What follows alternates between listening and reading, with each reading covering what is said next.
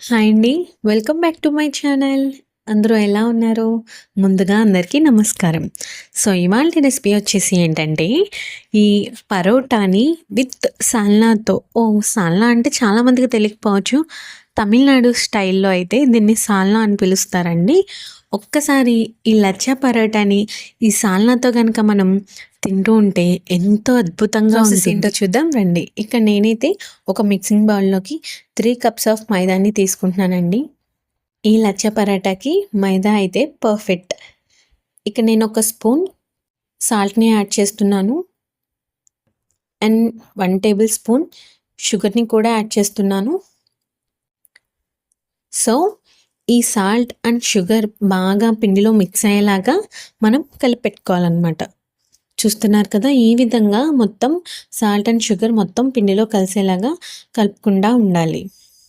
ఇక్కడ నేనైతే ఒక 2 కప్స్ ఆఫ్ సూజీని యాడ్ చేసుకుంటున్నానండి. సూజీ అంటే ఏంటో అనుకోవద్దు, బొంబాయి రవ్వ. ఇది తెలియనోళ్ళ కోసం చెప్తున్నాను. ఇక్కడ ఈ పిండిని మనం ఎంత బాగా కలుపుకుంటే ఈ పరోటా అనేది అంత స్మూత్‌గా వస్తుంది. ఇందులో కొంచెం వాటర్‌ని యాడ్ చేస్తూ అడ్జస్ట్ చేసుకుంటూ కలుపుకుంటా ఉండండి. ఒకేసారి వాటర్ యాడ్ చేయొద్దండి. ఒకేసారి వాటర్ యాడ్ చేస్తే ఏమవుతుందంటే పిండి మొత్తం లూజ్ అయిపోయే ఛాన్సెస్ ఉంటాయి. సో, అలా కాకుండా వాటర్‌ని కొంచెం కొంచెంగా అడ్జస్ట్ చేస్తూ పిండి మొత్తాన్ని కలిపి పెట్టుకోవాలన్నమాట. సో, పిండి అనేది ఇక్కడ నేను చూపించే విధంగా పల్చగా ఉండాలన్నమాట. అలాగని మరీ పల్చగా మాత్రం చేసుకోవద్దు.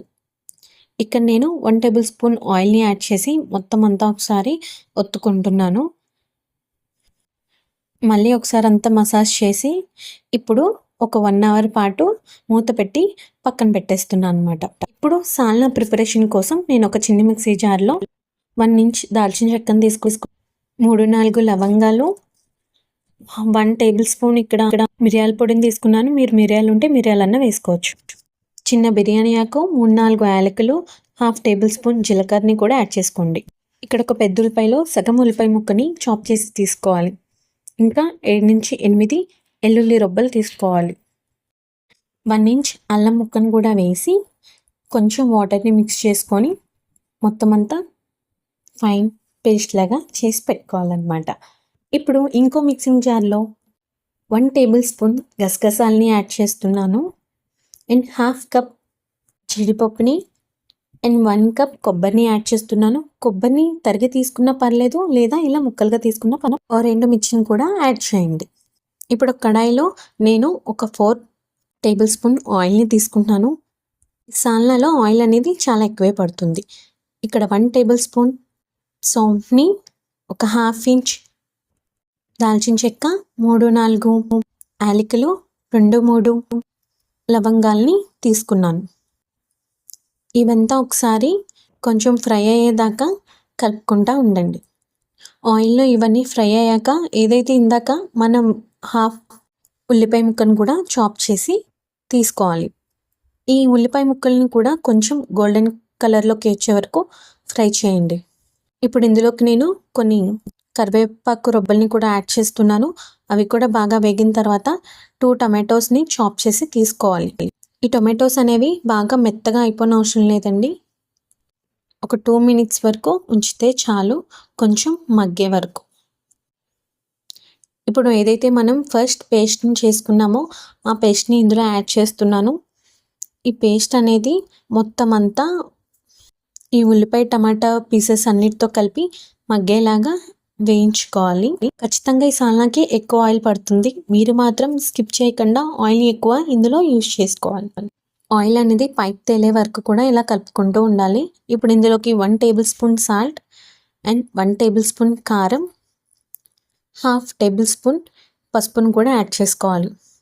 వీటితో పాటే ధనియా పౌడర్‌ని యాడ్ చేసుకోవాలి. ధనియా జీరా కాదండి, ఓన్లీ ధనియా పౌడర్‌ని మాత్రమే యాడ్ చేసుకోవాలి. 1 టేబుల్ స్పూన్ అనమాట. సో, ఇప్పుడు ఈ స్పైసెస్ అన్నీ కూడా మొత్తం ఇందాక మనం ఏదైతే గ్రేవీలో కలుపుకుంటున్నామో అలాగే మరొకసారి అంతా ఈ స్పైసెస్ అన్నీ కూడా కలిసేలాగా కలుపుకోవాలి. ఇక్కడ చూపించే విధంగా సేమ్ ఇది కూడా కొంచెం ఆయిల్ పైకి తేరే వరకు కలుపుకొని పక్కన పెట్టుకోండి. ఇప్పుడు ఏదైతే మనం ఇందాక ఫైన్ పేస్ట్‌లా పక్కన చేసి పెట్టుకున్నామో ఈ కొబ్బరి పేస్ట్‌ని అది కూడా యాడ్ చేసి మొత్తం అంతా ఒకసారి కలుపుకోవాలన్నమాట. ఈ ప్రాసెస్ అంతా కలుపుతూనే ఉండాలండి. లేదంటే మనం ఏదైతే మసాలా పేస్ట్‌ని యాడ్ చేస్తున్నామో అది ఖచ్చితంగా అడుగు పట్టేస్తుంది. ఆయిల్ అనేది కూడా మనం ఈ సాల్నాలో ఎక్కువగానే యాడ్ చేయాలి. లేదు మనం ఏదన్నా కొంచెం పొరపాటు చేసినా అడుగు పట్టడం మాత్రం గ్యారంటీ. కొబ్బరి పేస్ట్ వేసిన తర్వాత కూడా 5 మినిట్స్ పాటు పూర్తిగా కలుపుతూనే ఉండాలి. ఇప్పుడు దీనిలోకి నేను 1 లీటర్ వాటర్‌ని యాడ్ చేస్తున్నాను. వాటర్‌ని కూడా యాడ్ చేసిన తర్వాత ఈ గ్రేవీ మొత్తాన్ని ఒకసారి కలుపుకొని హీట్ అనేది లో టు మీడియం ఫ్లేమ్‌లోకి అడ్జస్ట్ చేస్తూ ఎవ్రీ 2 మినిట్స్‌కి ఒకసారి కలుపుతూ ఉండండి. ఇక్కడ ఆల్రెడీ మనం కలిపెట్టుకున్న పిండి మరొకసారి మొత్తం పిండినంతా మసాజ్ చేసి కొంచెం పెద్ద సైజులో ఉండల్ని చేసి తీసుకోవాలి. పరోటాకి కొంచెం పెద్ద సైజు ఉండైతేనే కరెక్ట్‌గా చేయడానికి బావుంటుంది. ఎందుకంటే చాలా పల్చగా ఈ పరోటాని మనం ప్రిపేర్ చేసుకోవాలి కాబట్టి.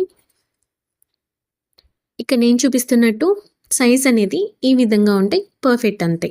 ఇలాగే నేను పిండి మొత్తాన్ని ఉండలుగా చేసి పక్కన పెట్టుకుంటున్నాను. ఇప్పుడు కొంచెం చపాతీ పీట మీద కొంచెం మైదాని ఏస్తూ ఒక ఉండని తీసి ఒత్తుకోవాలి. మనకి ఎంత వీలైతే అంతలా మనం ఈ పిండి మొత్తాన్ని అనేది చాలా పల్చగా ఒత్తుకొని పెట్టుకోవాలి. ఇక్కడ నేను చూపించే విధంగా. ఇప్పుడు ఏదైతే నేను పల్చగా ఒత్తుకొని పెట్టుకున్నానో దాని మీద నేనిక్కడ గీని యాడ్ చేస్తున్నాను. గీని మీ ఇష్టమండి. ఎక్కువ కావాలంటే ఎక్కువ యాడ్ చేసుకోవచ్చు. లేదా తక్కువ కావాలంటే తక్కువ యాడ్ చేసుకోవచ్చు. బట్ ఘీ అనేది ఎక్కువగా యూజ్ చేయడం వల్ల ఈ లచ్చ పరాటాకి టేస్ట్ అనేది చాలా బావుంటుంది. ఇక నేను చూపించే విధంగా మొత్తం అంతా గీని అప్లై చేసి పెట్టుకోవాలన్నమాట. ఇలా గీని అప్లై చేసేసిన తర్వాత ఒక చాక్ తీసుకొని వీటంతాని మనం ఒక స్లైసెస్‌లా కట్ చేసుకోవాలి. అప్పుడైతే ఈ పరోటాకి లేయర్స్ అనేవి చాలా బాగా ఎక్కువగా వస్తాయి. మన ఇష్టం అది సన్నగా కావాలంటే సన్నగా చేసుకోవచ్చు. లేదు కొంచెం లావుగా అన్నా కట్ చేసుకోవాలంటే కట్ చేసుకోవచ్చు. చేసుకున్నదంతా దగ్గరికి చేసి ఈ రోల్‌లా చుట్టి పెట్టుకోవాలి. ఇక్కడ నేను చూపించిన విధంగా. చపాతీకి ఏ విధంగా అయితే మనం ఒత్తుకొని కొంచెం మందంగా ఉండేలాగా పెట్టుకుంటాము. సో, ఈ పరోటాని కూడా చపాతీ విధంగానే మందంగా వచ్చేలాగా ఒత్తుకొని పెట్టుకోవాలి. ఇప్పుడు నేను ఒక ప్యాన్‌లో 1 టేబుల్ స్పూన్ ఘీని యాడ్ చేసి మనం ప్రిపేర్ చేసుకున్న ఈ పరోటాని కూడా వేసి కాలుస్తున్నాను. ఇక్కడ మరో సైడ్‌కి కూడా నేను ఘీని అప్లై చేస్తున్నాను. వన్ సైడ్ కొంచెం కాలిన తర్వాత రెండో సైడ్‌కి కూడా తిప్పుకొని మనం ఈ పరోటా అన్నది కాల్చుకోవాలి. 2 సైడ్స్ అనేది మనం తిప్పుకుంటూ కాల్చుకోవాలి. ఒకే సైడ్‌లో కాల్చడం వల్ల ఈ పరోటా అనేది మాడిపోయే ఛాన్స్ ఉంటుంది. పరోటా కాల్చిన వెంటనే వేడివేడిగా ఉన్నప్పుడే మనం ఈ విధంగా ఒకసారి గట్టిగా చేత్తో ఇలా అనాలి. అప్పుడైతే ఈ పరోటా లేయర్స్ అనేవి మనకి విచ్చుకుంటాయన్నమాట. సో, ఫైనల్‌గా ఈ సాల్నాలో పుదీనాని యాడ్ చేస్తున్నాను. అంతే, చాలా సింపుల్. ఈ సాల్నా అనేది మనకి రెడీ అయిపోయింది. పర్ఫెక్ట్‌గా ఈ లచ్చా పరాటాని ఈ సాల్నాతో గనుక మనం టేస్ట్ చేసినట్టయితే చాలా అంటే చాలా బావుంటాయి. మరి కొంచెం టేస్ట్ కోసం నేనిక్కడ ఆనియన్స్‌ని అలాగే లెమన్‌ని కూడా కట్ చేసి పెట్టుకున్నాను. ఒకసారి మీరు కూడా ఇంట్లో ట్రై చేసి చూడండి. ఎంత టేస్టీగా ఉంటుందంటే ఇంక అస్సలు చెప్పలేమబ్బా! కామన్‌గా కాకుండా టిఫిన్స్‌లో కూడా అప్పుడప్పుడు ఇలాగా స్పెషల్‌గా తయారు చేసి మీ ఇంట్లో వాళ్ళకి కూడా టేస్ట్ చేపించండి. ఖచ్చితంగా మీకు 100 ఔట్ ఆఫ్ 100 ఇచ్చేస్తారంతే. ఇంకెందుకు లేట్, ఇప్పుడే ఈ డిష్‌ని మీరు కూడా ఇంట్లో ప్రిపేర్ చేసి టేస్ట్ ఎలా వచ్చిందో తప్పకుండా కామెంట్ బాక్స్‌లో కామెంట్ చేయండి. ఇలాంటి మరిన్ని వీడియోస్ కోసం ఇప్పుడే నా ఛానల్‌ని సబ్స్క్రైబ్ చేసుకోండి. Thank you for watching.